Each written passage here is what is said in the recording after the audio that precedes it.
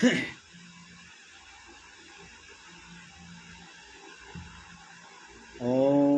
वसुदेवसुतं देवं कंसचाणूरमर्दनं देवकी परमानन्दं कृष्णं वन्दे जगद्गुरुम्।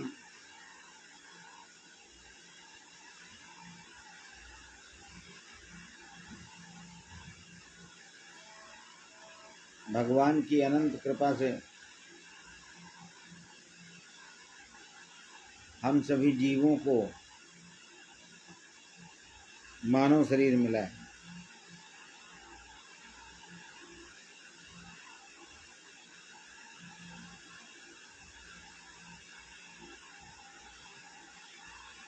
तो इसी जीवन में इस मनुष्य शरीर का लाभ उठा लेना चाहिए और भगवान श्री कृष्ण से प्रेम कर लेना चाहिए और जो उन्होंने कहा है उसको मानना चाहिए। हम सबसे बड़ी गलती एक कर लेते हैं, चाहे वो हमारे गुरु हों,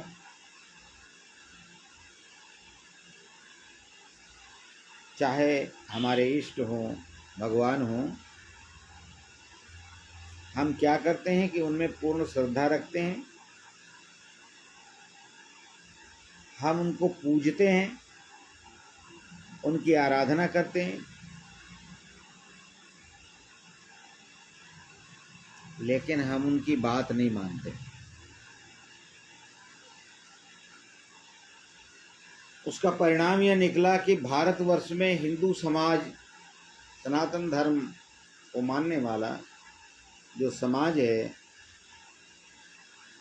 5000 वर्षों के बीच में जो देश के अंदर हुआ,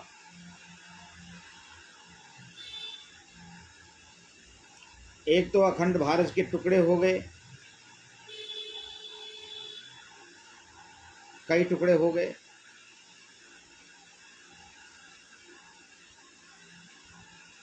उसके बाद इस देश में विधर्मियों के आक्रमण हो गए। उसके बाद उनको देख करके जब अंग्रेजों ने ईस्ट इंडिया कंपनी खोली यहाँ, तो उन्होंने यहाँ आके देखा, बिल्कुल थोड़े से आए थे, कोई 500-700 लोग, 1000 लोग। ईस्ट इंडिया कंपनी खोल करके जब वो यहाँ रहे तो उन्होंने देखा, अरे इतने अनपढ़ गवार मूर्ख बादशाह इस देश पे राज कर रहे हैं, तो हम क्यों नहीं कर सकते?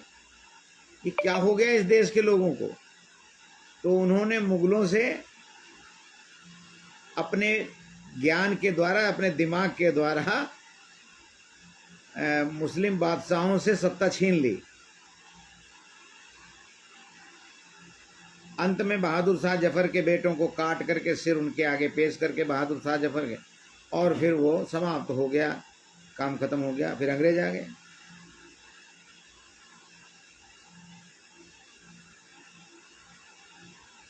और ये सब क्यों हुआ? अंग्रेज भी 200-250 वर्ष तक रहे, बहुत होता है। एक मनुष्य का जीवन अगर 80 वर्ष का स्वस्थ जीवन लगा लो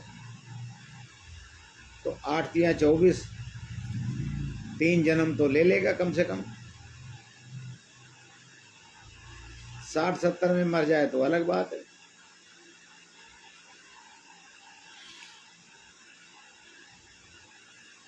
तो विधर्मी बादशाहों से अंग्रेजों ने सत्ता को छीन लिया, सिर्फ दिमाग के द्वारा।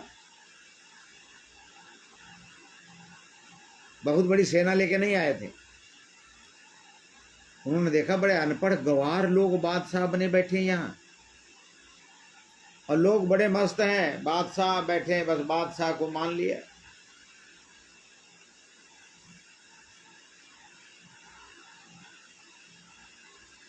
तो इस देश के राजा लोग जैसे विधर्मी बादशाहों को मानते थे, जाके जी हजूरी करके नमस्कार करके उनको कर वगैरह देते थे, ऐसे अंग्रेजों को देने लगे। क्या बात है। उसका एकमात्र कारण ये था कि भगवान श्री कृष्ण की वाणी को माना नहीं।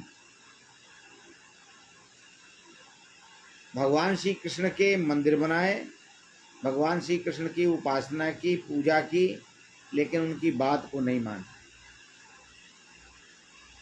और श्रीमद् भागवत गीता का तो बिल्कुल प्रचार नहीं हुआ।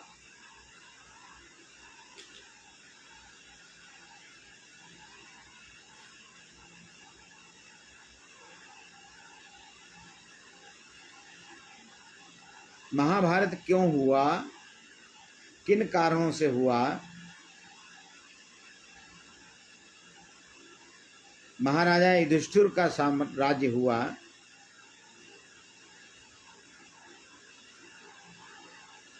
इन सारी घटनाओं का प्रचार नहीं हुआ।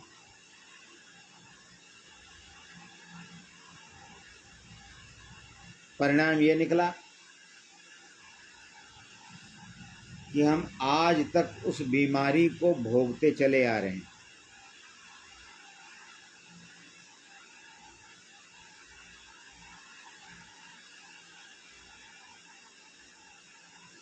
और इतना विलक्षण सोया हुआ समाज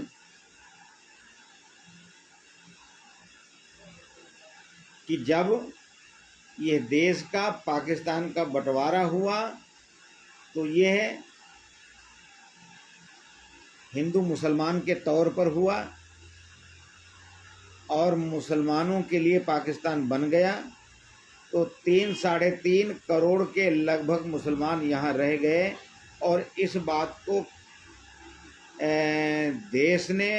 देश के बुद्धिमान लोगों ने, यहाँ बड़े बड़े भाषण देने वाले, बड़े बड़े धर्माचार्य और बड़े बड़े सब यहाँ रहे, विचार नहीं किया कि जब 8.5 करोड़ के लोग थे, उन्होंने अपना बंटवारा कर लिया, तो ये 3 करोड़ रह गए हैं, ये जब ज़्यादा हो जाएंगे तो यहाँ क्या करेंगे। किसी बुद्धिमान ने विचार नहीं किया।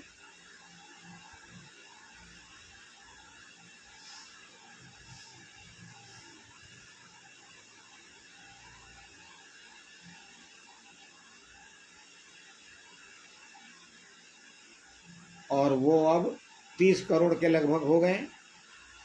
जहाँ वो बहुत हैं, ज़्यादा हैं, वहाँ हिंदू परेशान हो रहा है, भाग रहा, पलायन कर रहा है, मारा जा रहा है, बहु बेटियां लड़की उनकी छेड़ी जा रही।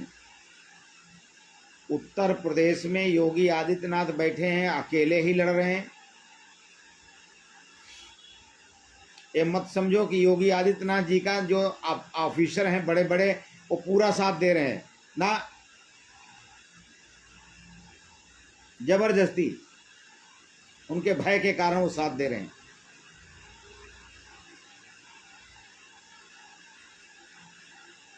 कारण योगी आदित्यनाथ जी के मुख्यमंत्री होने से भ्रष्टाचार तो है, लेकिन ज्यादा नहीं कर पा रहे हैं,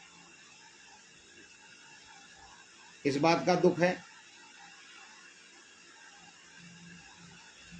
और इस देश के जितने धर्माचार्य हैं, तो योगी आदित्यनाथ जी संघर्ष कर रहे हैं, लड़ रहे हैं, तो धर्माचार्य अपने फायदे का, अपनी दक्षिणा के लिए, अपनी कथा वार्ता, इसमें तो सब लगे हुए हैं, लेकिन उनके लिए कोई नहीं बोल रहा है, ना साथ पूरा दे रहा है। अकेले ही वो सफाई पेश करते हैं, अकेले ही वो सारी बात करते हैं।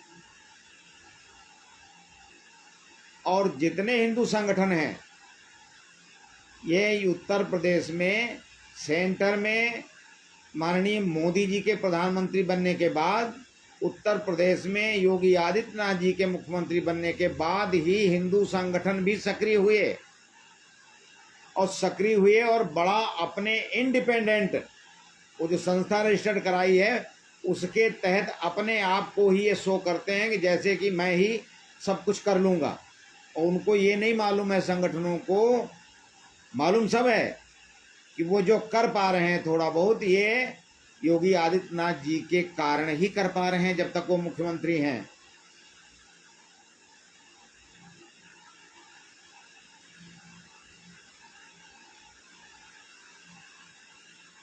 तो उनका साथ भी देना चाहिए। जहाँ कहीं भी विधर्मियों का, आक्रांताओं का ज़्यादा आक्रमण होता है, जहाँ गड़बड़ करते हैं, जहाँ ज़्यादा हत्या या बलात्कार लूट करते हैं, जब वो सख्ती करते हैं तो अकेले ही वो अपनी सफाई पेश करते हैं। इसमें सारे धर्माचार्यों को बोलना चाहिए, सोशल मीडिया पे बोलना चाहिए, टीवी पे बोलना चाहिए, अखबारों में बोलना चाहिए कि योगी आदित्यनाथ जी महाराज जो कर रहे हैं वो बिल्कुल सही कर रहे हैं। हिंदू समाज इस बात को समझता है और सारा समाज उनके साथ खड़ा है।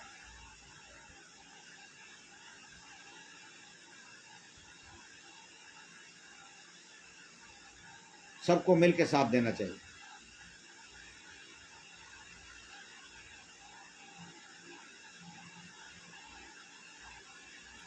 और कोई भी, जब हिंदू समाज के लोग, चाहे वो पैसे वाले लोग हैं या कोई संगठन के लोग करवाते हैं या कोई संगठन सोसाइटी करवाती है, जब धर्माचार्यों की कथा करवाते हैं तो कथा में वो गाना बजाना करके, मन लुभा करके अपना दक्षिणा इकट्ठा कर लेते हैं।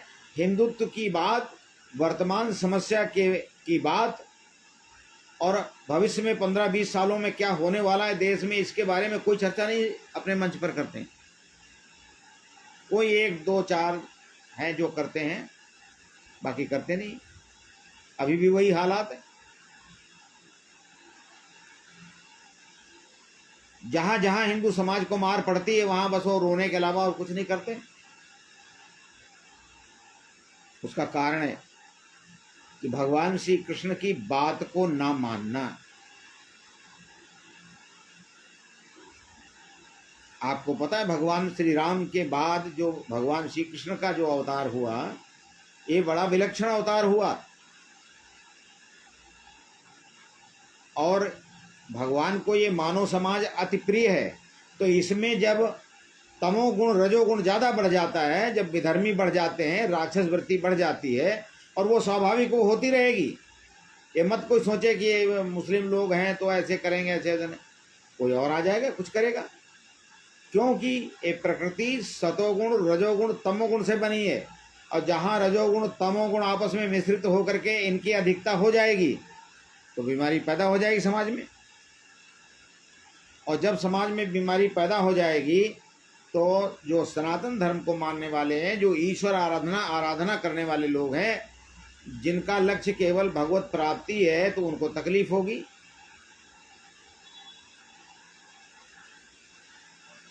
वही हो रहा है। अब दिल्ली और गाजियाबाद में चाकू मारने की प्रथा थोड़ा ज़्यादा बढ़ गई है। राजस्थान में भी हुआ है, बिहार में भी हुआ है चाकू की घटनाएं। अब ये हिंदू समाज की खोपड़ी में ये समझ में नहीं आ रहा है कि दिल्ली में हो रहा है, वो गाजियाबाद यहाँ से काफ़ी दूर है, वो राजस्थान भी दूर है, वो बिहार में हो रहा है, यहाँ नहीं हो रहा। कितनी बड़ी बेअकली की बात है। अरे ये पूरे देश में, ये उनके अंदर ये सारी प्लानिंग के तहत ये सब हो रहा है कि मोदी जी और योगी आदित्यनाथ जी, अमित शाह जी आज जैसे लोग बैठे हैं, इनकी जो सत्ता है, ये भाजपा है, इसको एन केन प्रकारेण डिस्टर्ब करना है।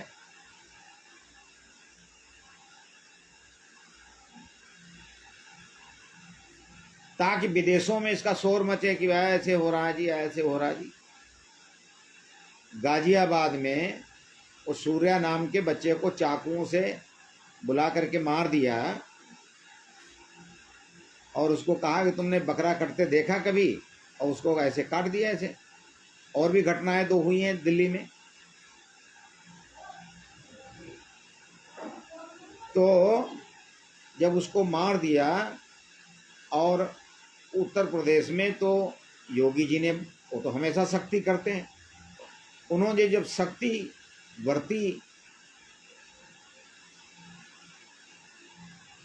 तब मुसलमान मौलाना सारे इकट्ठा होके आ गए कि अरे भाई चलो, उसने गलती की तो चलो ठीक है, वो ठीक है, घर गिराना ठीक नहीं है, अब जो है हमारा मदरसा बंद करना ठीक नहीं है। अब बोलने लगे, पहले नहीं बोले। किसी ने नहीं कहा कि उस लड़के ने, असद ने गलती की है, उसको चाकू मारा है, किसी ने नहीं कहा। मीडिया पूछ रही थी तो मुंह अलग छुपा रहे थे। और हिंदू नौजवान जो है, इसको अपनी सुरक्षा की बात इसकी खोपड़ी में बैठती नहीं है। सारा दिन कमाई करता है, पैसा कमाएगा, पैसा जोड़ के बैंक में जमा करेगा, कोठी कार मकान बंगला बढ़िया 70 करोड़ की गाड़ी खरीदेगा, 70 लाख की गाड़ी खरीदेगा, ये सब ड्रामा सब करेगा, तीर्थों में जाके सब करेगा। अपनी सुरक्षा के लिए कोई बात नहीं सोचेगा, पारिवारिक सुरक्षा की कोई बात नहीं सोचेगा। अपने छोटे छोटे बच्चों को भविष्य में, मुसलमान अपने बच्चों को ये बता रहा है कि मस्जिद तोड़ी गई वहाँ पर, जबकि कोई मस्जिद नहीं थी, वहाँ राम मंदिर ही था शुरू से, और वो तोड़ी गई, वहाँ राम मंदिर बनाया गया। जब तुम बड़े होना तो राम मंदिर तोड़ देना। मुसलमानों के बच्चे कहते हैं हम जब बड़े होंगे तो हम राम मंदिर तोड़ देंगे। तोड़ पाए या ना तोड़ पाए अलग बात है, लेकिन बच्चों को वो संस्कार भरे जा रहे हैं।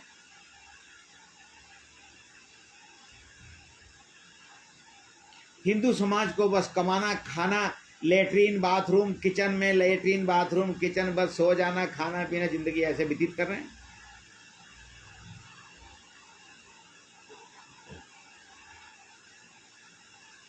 एक बात। दूसरी बात, हिंदू संगठित नहीं है, पता नहीं कब ये होगा।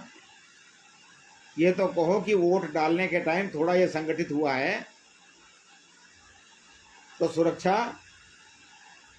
वर्तमान जो सत्ताधारी लोग हैं उनके द्वारा हो रही है।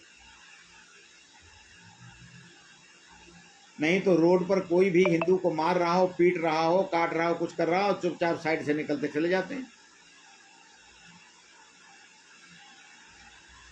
हमें क्या लेना देना है, हमें क्या करना है, हमें क्या लेना देना है, हमें क्या करना है। एक दो तीन आदमी मेरे पास बैठने आए, मैंने उससे कहा कि भाई आप लोग भी बच्चों को थोड़ा सा ऐसे, कहते महाराज ये एक लड़का है, क्या करें। काहे तुम्हारे एक लड़का है?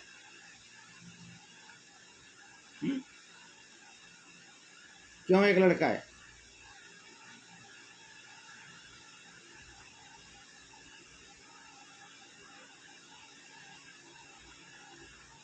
एक फौजी मेरे पास आता था, बड़ा प्रेमी है, इसलिए आना बंद हो गया कि उसकी पत्नी ने कहा कि तेरे एक ही लड़का है, तू बाबा तो ऐसे बोलता, बाबा ऐसे करता है, ऐसे करता है,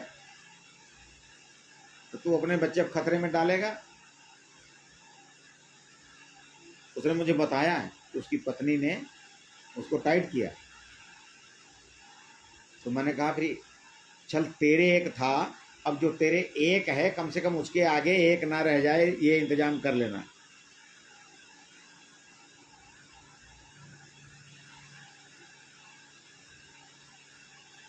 हमारी पुराणे श्रीमद् भागवत की कथा सुनते हैं, वसुदेव जी के 18 विवाह हुए, 7 बहनें तो देवकी थी, ये बात बताते नहीं है कथा में। देवकी 7 बहनें थीं, इसके पहले विवाह हो चुके थे वसुदेव जी के, 18 विवाह हुए, भागवत में लिखा है। तो कहे उनके संतानें नहीं हुई?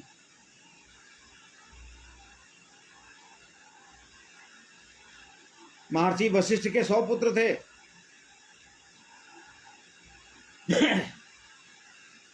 हमारी सारी पुराणे भरी पड़ी हैं, भगवान जाने कौन सी कथा सुनाते हैं, क्या सुनाते हैं।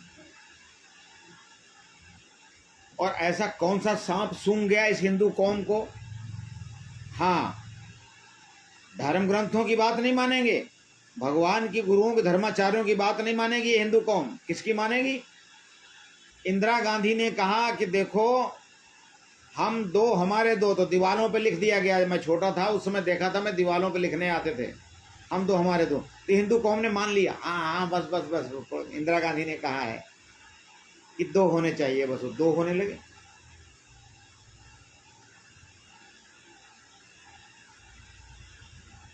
गाँव में 8-8 10-10 बच्चे होते थे सबके, 6-6 7-7 लड़के होते थे।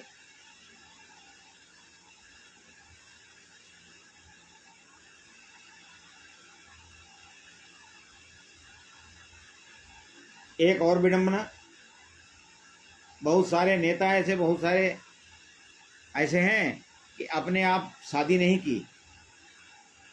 इसका मतलब ये नहीं है कि वो बड़े पवित्र हैं। शादी नहीं की, अपने आप एक संतान पैदा नहीं की, अब भाषण देंगे कि हिंदू कौम बड़ी कम हो रही है, हिंदू कौम बड़ी कम हो रही है, हिंदू कौम संतान ज्यादा पैदा करे। तो उससे पूछो भाई तूने क्यों नहीं पैदा की?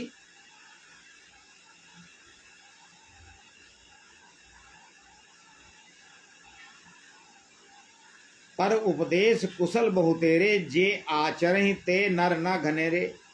ये क्या है? दूसरों को उपदेश देना, अपने आचरण में नहीं लाना। हमारी जो वर्णाश्रम की व्यवस्था थी वो ये है कि 25 वर्ष तक ब्रह्मचर्य पूर्वक विद्या अध्ययन करना, उसके बाद गृहस्थ में जाना, कंपलसरी गृहस्थ में जाना। 50 वर्ष तक संतान उत्पत्ति करनी, पालन पोषण गृहस्थ का करना, फिर वानप्रस्थ समाज की सेवा करनी कि समाज में क्या गड़बड़ है हम उसके लिए भी काम करेंगे। अब 25 वर्ष हमने गृहस्थ को दिए, 25 वर्ष हम समाज के लिए काम करेंगे। और उसके बाद जब 75 वर्ष के हो जाएंगे तो सन्यास की बात सोचेंगे।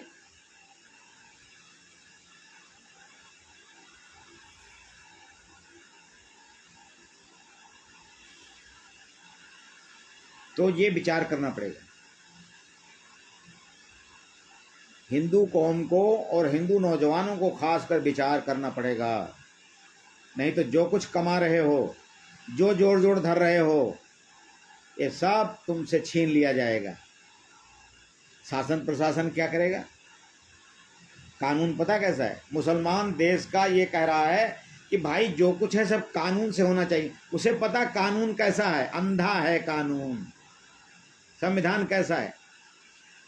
एक बदमाश कत्ल करता है, अगर योगी आदित्यनाथ जी असद को इसको इनकाउंटर में मारा न जाता मुकाबले में पुलिस के, तो वो बदमाश था, वो क्या करता? ऐसे सब करते हैं कि उसके ऊपर मुकदमा दर्ज होता है। ये मुसलमान कहते हैं, हर जगह ऐसे कहते हैं कि कानून से काम लो। कानून से काम मतलब कि कत्ल किया है उसने तो पुलिस उसको पकड़े, पकड़ करके उसको फिर जेल में दे, और फिर मुकदमा चले, और जो उसके समर्थन वाले पक्ष हैं वो उसकी जमानत करा लें। जमायते उलेमा हिंद, वो मदनी है ना, जो उसने संस्था बनाई कि देश में कहीं भी मुसलमान कुछ भी करते हैं, आतंकवादी हो चाहे, उनका केस वो फ्री में लड़ता है। तो क्या करेंगे? फिर उसकी बदमाश की जमानत करा लेंगे, और जब वो जमानत पे आ जाएगा तो जिसके लड़के या भाई को या बेटे को मार दिया था उसको वो बदमाश धमकाएगा, उसकी गली में निकलेगा, उसके गेट पे जाएगा, वो कहेगा लो आ गए बाहर, अब बताओ, अब केस वापस ले लो, नहीं तो तुम्हारे दूसरे बेटे को भी मार देंगे। ऐसे ही वो दिल्ली में जो उत्तम नगर में तरुण के बाद, तरुण का परिवार ऐसे बता रहा है कि बदमाश वहां धमकी दे रहे हैं कि भाई केस वापस लो, हमारे नाम निकलवाओ, नहीं तो तुम्हारे दूसरे बेटे को मार देंगे। ये क्या हो रहा है? तो ये बात जो मुसलमानों के पढ़े लिखे लोग हैं, वकील हैं, बड़े बड़े जज हैं, वो ये बताते हैं कि संविधान में, कानून में लचक व्यवस्था है। जैसे कि वो पकड़ा गया था कसाब, जब मुंबई में स्टेशन पर सरेआम वीडियो बनी, वीडियो में कैमरे में आया गोली चलाते हुए, मारते हुए, मरते हुए, सारा कुछ पता लगा। और पता लगने के बाद उसको जब अपनी कुर्बानी दे करके वो सिपाही ने पकड़ लिया, और जब उसको बंद किया तो कानून काम कर रहा था। कैसे? अब उसको जेल में देंगे, मुकदमा चलेगा। काहे का मुकदमा चलेगा? जब उसके ऊपर करोड़ों रुपया खर्च हुआ उसकी सुरक्षा के, उसको खिलाने पिलाने की व्यवस्था करने में, कोर्ट ले जाने में, 10-10 गाड़ियां बीच में बिठा के उसको वीआईपी उसमें ले जाया जाता था कोर्ट में। ये कानून से काम हो रहा था, ये कानून है देश का। और फिर वो इतने साल मुकदमा चलेगा, फिर लड़ेगा, हैं? तो ये उनको मालूम है, इसलिए वो कहते हैं कानून से काम हो, कानून से काम हो। अब योगी आदित्यनाथ जी ने ये कहा कि कानून से काम होगा। कैसे? बुलडोजर मकान पर चलेगा तो कैसे चलेगा? तहसीलदार आकर के जमीन को नापेगा, जमीन को नापेगा और उसका नक्शा पूछेगी, क्या नक्शा बनवाया है, नगर निगम ने इसको ठीक ठाक किया कि नहीं। अब कानून काम करेगा? तुम कह रहे हो ना कि कानून काम करे, तो कानून काम करेगा। तो तुमने नक्शा नहीं बनवाया, बिना नक्शे के मकान बना लिया, और ये तो ठीक नहीं है, गैर कानूनी है।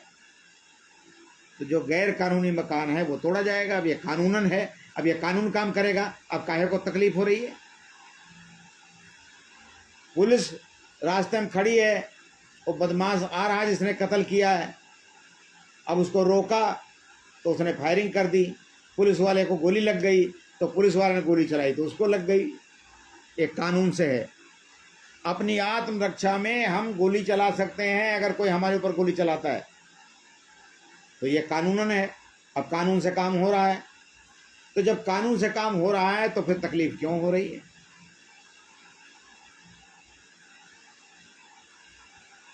लेकिन ये कानून दिल्ली के मुख्यमंत्री रेखा जी लागू नहीं कर रही हैं।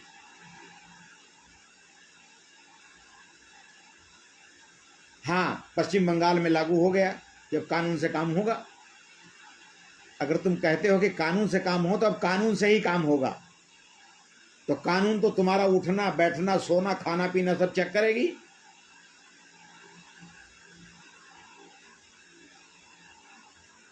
संविधान से काम होगा। लेकिन अब समस्या ये है कि हिंदू समाज को अपनी सुरक्षा के लिए अपने आप व्यवस्था करनी पड़ेगी, अपने आप सोचना पड़ेगा, और श्रीमद् भागवत का गीता पढ़ना बहुत जरूरी होगा।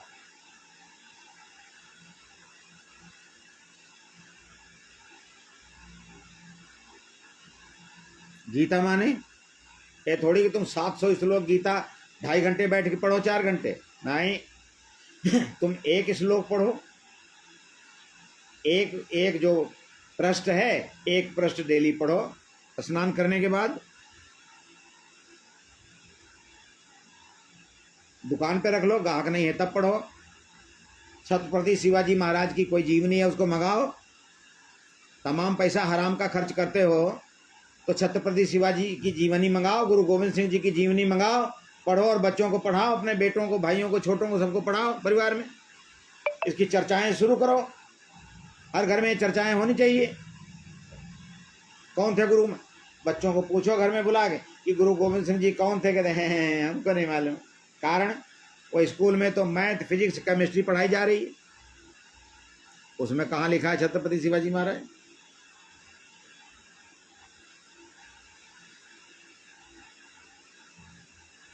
तो महाराणा प्रताप ने क्या किया, शिवाजी महाराज ने क्या किया, अमर सिंह राठौर ने क्या किया, छत्रपति शिवाजी महाराज ने क्या किया, गुरु गोविंद सिंह जी ने, तेग बहादुर जी, अर्जुन देव जी महाराज के साथ क्या हुआ, ये सारी बातें बच्चों में चर्चा घर में होनी चाहिए।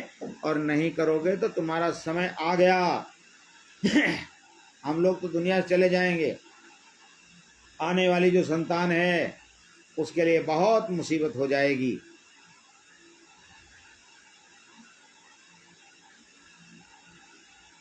इसलिए पूरी हिंदू कौम को देश में, जैसे पश्चिम बंगाल में हुआ, पूरे देश में और उत्तर प्रदेश में हुआ, ऐसे ही अगर कोई राजनीतिक पार्टी है जो तुम्हारे हित की, तुम्हारी संस्कृति की रक्षा करती है, कट्टर होकर के हम उसका ही साथ देंगे। अगर कोई व्यक्ति है, मुख्यमंत्री, प्रधानमंत्री जो है हमारे लिए, हमारी संस्कृति की रक्षा के लिए बात करता है, कट्टर होकर के हम उसका साथ देंगे, हमारा स्वार्थ सिद्ध हो या ना हो।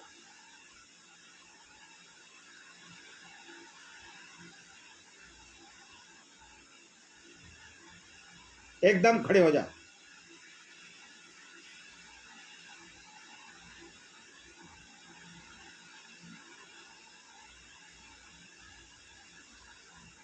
और सुरक्षा की बातें नौजवानों में, दोस्तों में होनी शुरू हो जाएं।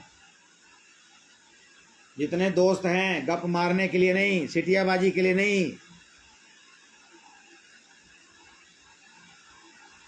दोस्तों में चर्चाएं शुरू हो जाएं कि सुरक्षा के लिए हमें क्या करना है।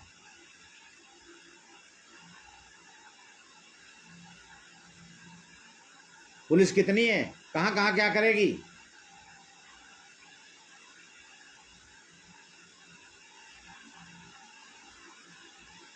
पुलिस मुकदमा दर्ज करेगी, भाग दौड़ करके उसको पकड़ेगी, कोर्ट कचहरी चलेगा। लेकिन तुम्हारे साथ जो होना था वो तो हो जाएगा ना। दुकान से घर जा रहे हो तब पुलिस तुम्हारे साथ है क्या? फोन करोगे कितनी देर में आएगी?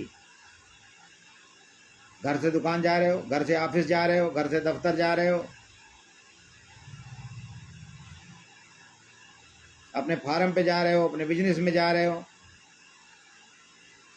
अब बचाव का सामान रख के चलना पड़ेगा। अपनी खोपड़ी साफ कर लो, सुरक्षा के लिए विचार करके चलना पड़ेगा, सतर्क रह करके चलना पड़ेगा। जब बरसात में मच्छर हो जाते हैं डेंगू वाले, तो सब मच्छरदानी खरीदना शुरू कर देते हैं, सब ऑल आउट लगाना शुरू कर देते हैं। क्यों? पता है ना मर जाएंगे।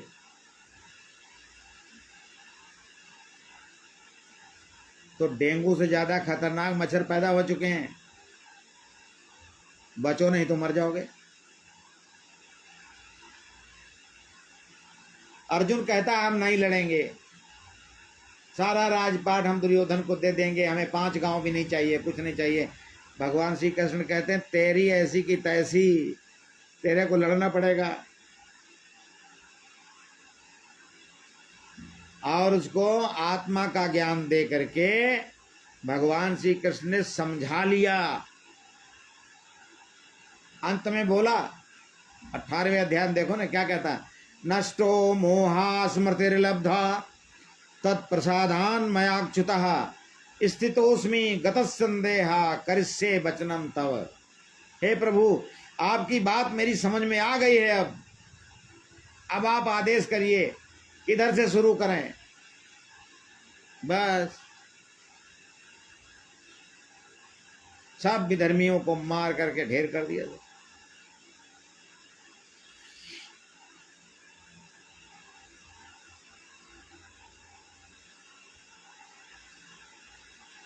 और जब खाली माला जप रहे थे तब क्या था?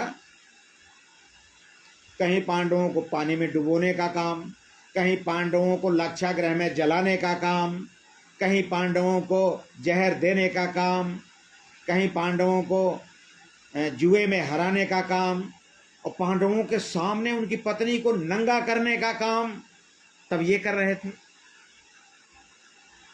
और जब पांडव सीधे हो गए, सब ठीक हो गया।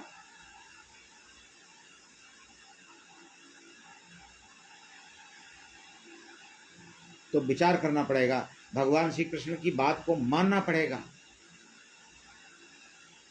खाली भगवान श्री कृष्ण की मूर्ति बना के पूजा करने से काम नहीं चलेगा।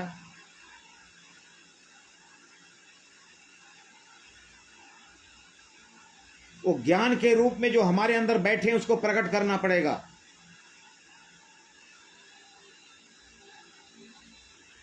ये मैं किताबी पढ़ी बातें नहीं कर रहा हूं।